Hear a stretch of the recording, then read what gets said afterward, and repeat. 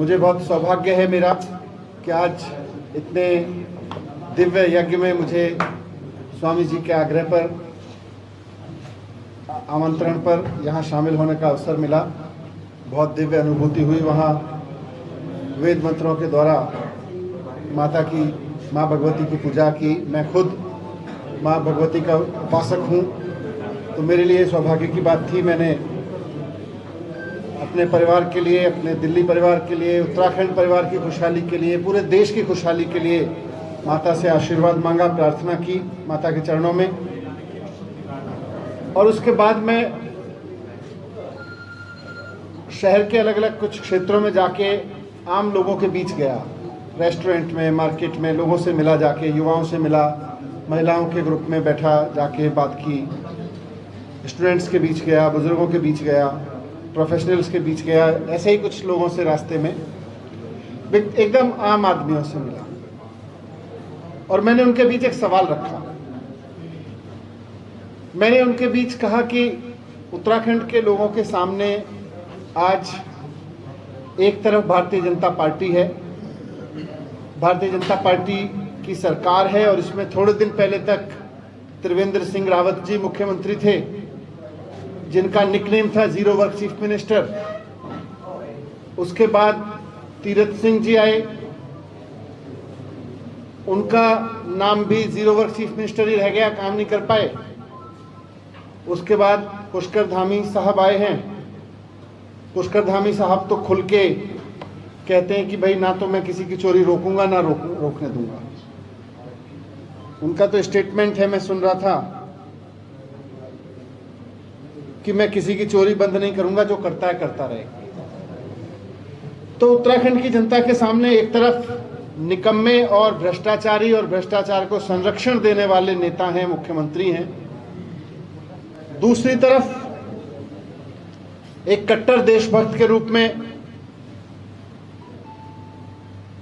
आम आदमी पार्टी के नेता कर्नल कोटियाल साहब हैं, जिनकी ईमानदारी की, जिनकी कर्तव्य निष्ठा की, जिनकी मेहनत की, जिनकी देशभक्ति की कस्में देश भर के लोग खाते हैं, जिनका पूरा जीवन देश के लिए कुछ करने और बलिदान देने, अपने आप को संकट में डाल के भी देश की सेवा करने के भरा रहा है।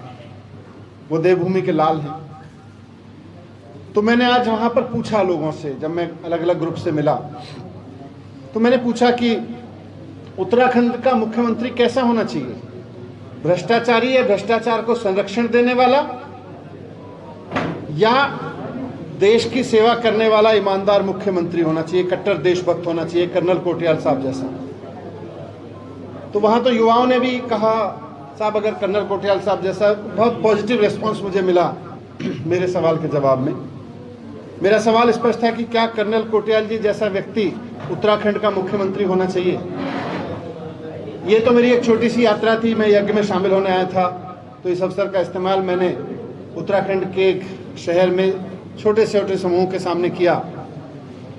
आज मैं प्रेस के माध्यम से, मीडिया के माध्यम से यही सवाल उत्तराखंड के सभी भाइयों और बहनों के सामने रखना चाहता हूँ।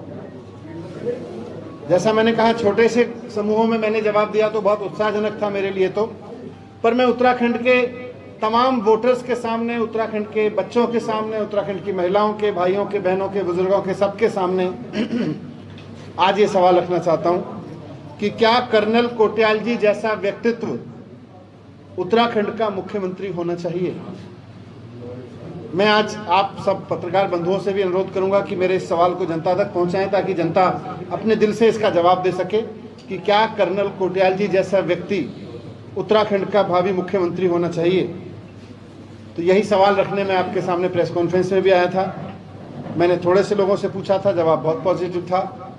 मैं उम्मीद करूंगा कि आपके माध्यम से अगर ये सवाल जनता तक पहुंचेगा तो जनता के बीच से जवाब भी आएगा, और जनता के बीच से जवाब तो हमें पूरा भरोसा है कि जनता भ्रष्टाचारी या भ्रष्टाचारी को संरक्षण देने वाले की जगह एक ईमानदार और कट्टर देशभक्त को ही मुख्यमंत्री चुनना चाहेगी। पर मैं आज उत्तराखंड के लोगों के बीच आपके माध्यम से सवाल रखना चाहता हूँ।